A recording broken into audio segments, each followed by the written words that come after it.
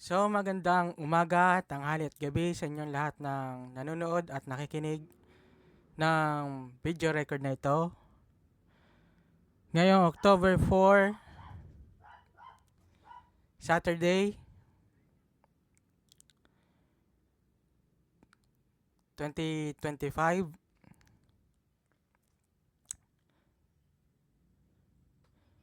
Ang ipapahayag ko po na salita ng Diyos ngayong araw na ito is Galatians chapter 5 verse 19 to 21.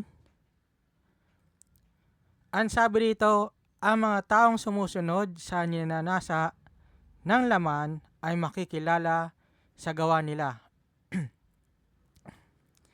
Sexual na imoralidad,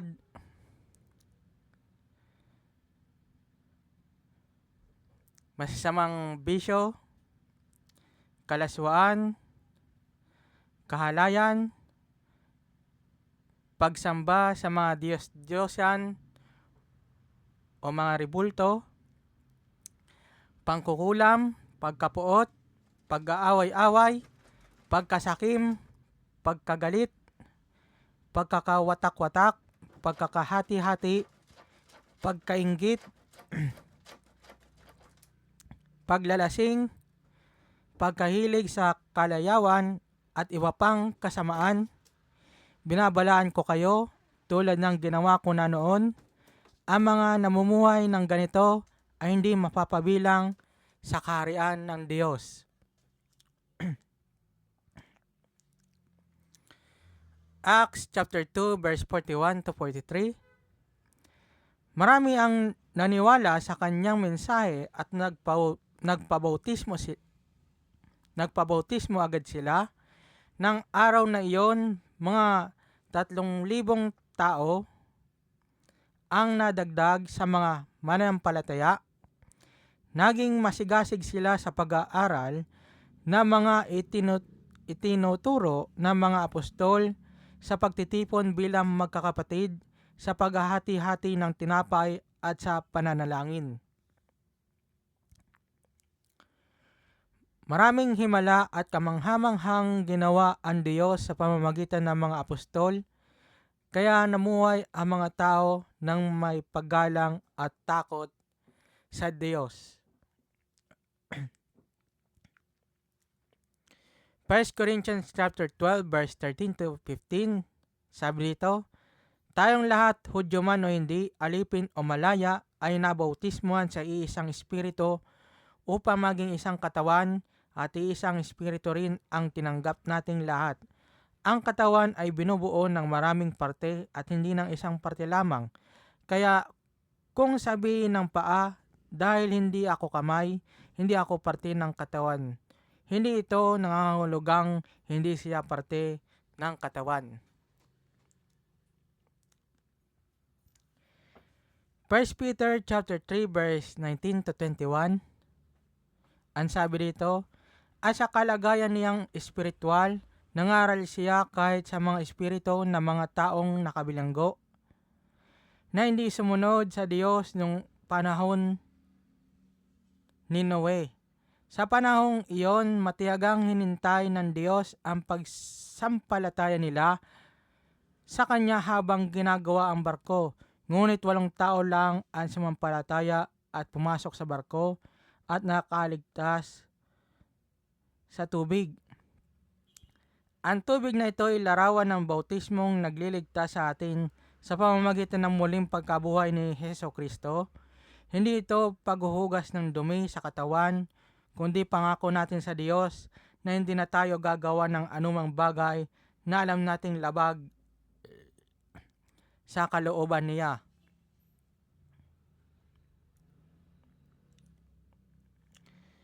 Acts chapter 8 verse 12 to 13. Pero nang mangaral si Felipe sa kanila ng magandang balita tungkol sa paghahari ng Diyos at tungkol kay Hesus Kristo, sumampalataya at nagpabautismo ang mga lalaki at babae, pati si Simon ay sumampalataya rin, at nang mabautismo na siya, sumama siya kay Felipe. Talagang napahanga siya sa mga himala at kamanghamanghang bagay na ginawa ni Felipe. Acts chapter 19 verse 4 to 6, sabi dito, sinabi ni Pablo sa kanila, ang bautismo ni Juan ay para sa mga taong nagsisisi sa kanilang kasalanan. Ngunit sinabi rin ni Juan sa mga tao na dapat silang sumampalataya sa darating na kasunod niya na walang iba kundi si Jesus. Nang marinig nila ito, binautisman sila sa pangalan ng Panginoong Jesus. At nang ipinatong ni Pablo ang kanyang kamay sa kanila, bumaba sa kanila ang banal na espiritu, nakapagsalita sila ng iba't ibang wika na hindi nila natutunan at may mga ipinahayag silang mensahe mula sa Diyos.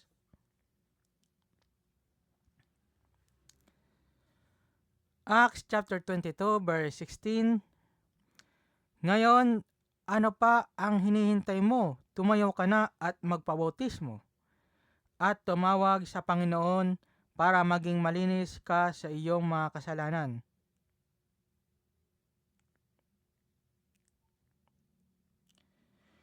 Colossians chapter 2 verse 11 to 12, dahil sa pakikipag-isa ninyo kay Kristo, tinuli na kayo. Ang pagtutuli na ito ay hindi pisikal, kundi espiritual. Ang pag-aalis ng masasamang hilig ng laman, ito ang pagtutuling mula kay Kristo.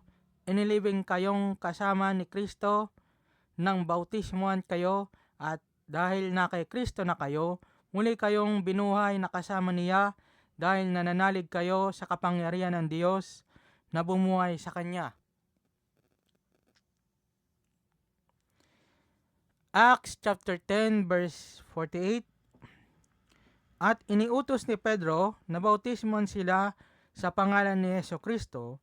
Pagkatapos noon, pinakiusapan nila si Pedro na manatili muna sa kanila ng ilang araw.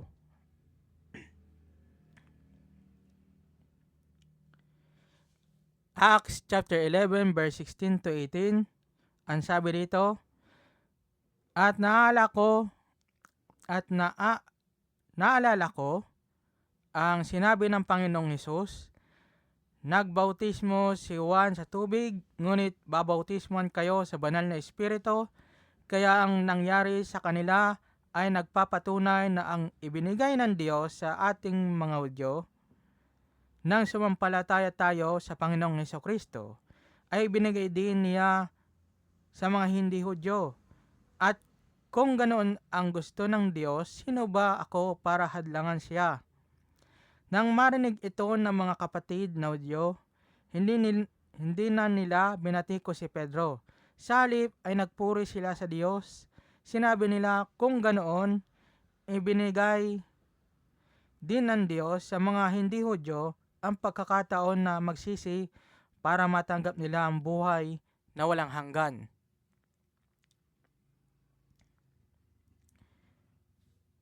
John chapter 1 verse 33, nung unay hindi ko rin kilala kung sino siya, ngunit ang Diyos nag-utos sa akin na magbautismo sa tubig ang nagsabi sa akin, kapag nakita mong bumaba ang banal na espiritu at nanatili sa isang tao, ang taong iyon ang magbabautismo sa banal na espiritu.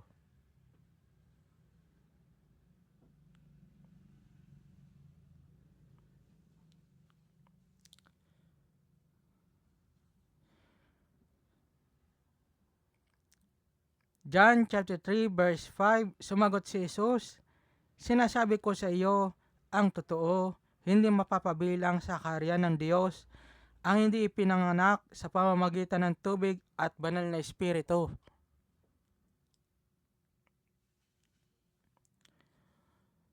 Luke chapter 3 verse 16 to 18, ang sabi dito, pero sinabi ni Juan sa kanila, binabautisman ko kayo sa tubig, ngunit may isang darating na mas makapangyarihan kaysa sa akin.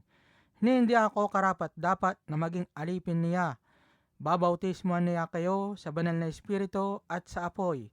Tulad siya ng isang taong daladala ang kanyang gamit upang ihiwalay ang ipa sa butil ng trigo. Ilalagay niya ang mga trigo sa bodega at ang ipa naman ay susunugin niya sa apoy na hindi mamamatay kailanman. Marami pang mga bagay ang ipinangaral ni Juan sa pagpapayag niya ng magandang balita.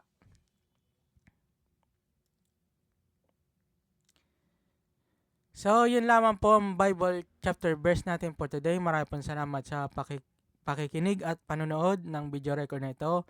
Paki-share, like, support, and repost na rin po ito.